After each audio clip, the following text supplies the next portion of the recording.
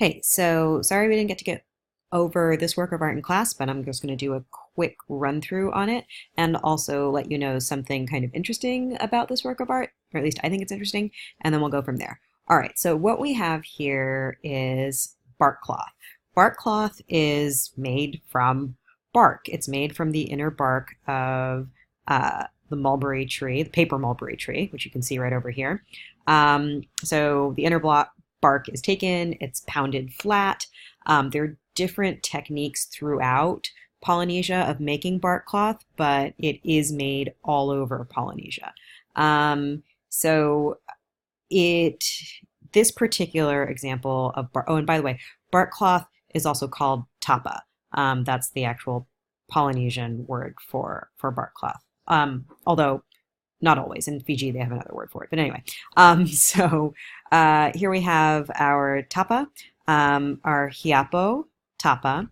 It's called Hiapo because in Niue, where we are for this particular example of Polynesian bark cloth, tapa is called Hiapo. So where is Niue? Niue is right here, very small, self-governing island nation in Polynesia, but it has a formal relationship with Aotearoa or New Zealand. So people who are from Niue also have citizenship in New Zealand as well. And Niuean tapa is very different than a lot of the tapa that's made in Polynesia and actually also in Melanesia as well. As you can see, here is an example of some bark cloth tapa from, I believe this is from Papua New Guinea, which is Melanesia. And you can see it's like super geometric. And actually, a lot of tapa that's even made in Polynesia is very geometric. But in Niue, we have a very different kind of decorative motif on our tapa, on our bark cloth. And it's called Hiapo, as I said before. So anyway, it is still geometric, right? We've got this nice big circle that has beautiful radial symmetry to it, but like with little inconsistencies that lend visual interest. The triangles are filled with alternating diamonds and rectangular shapes. So there is this like intense geometry and abstraction in it. But as we can see, there are also these naturalistic motifs of leaves and foliage and flowers. And in other examples of Niuean bark cloth, there might even be some figural designs. By figural, I mean like animals or people. So it's just really exemplary of a different kind of the variation that you can see throughout Oceania or the Pacific Islands, where it is this form that is consistent of the bark cloth, but there are so many different ways of taking that form and communicating ideas and visual interest and aesthetic values. So yeah, it's quite beautiful with its complicated geometric designs, these concentric circles and squares and triangles. Now, in general, sort of throughout the Pacific Islands, bark cloth or tapa has lots of different meanings or uses, rather. It would be worn as clothing, as we see the women in the image from, actually, I'll just pull it up from here, right? They're actually wearing bark cloth here. So it could be worn, it might be used as bedding, it might be used as wall hangings, you might wrap images of deities in it, like we see with the staff god.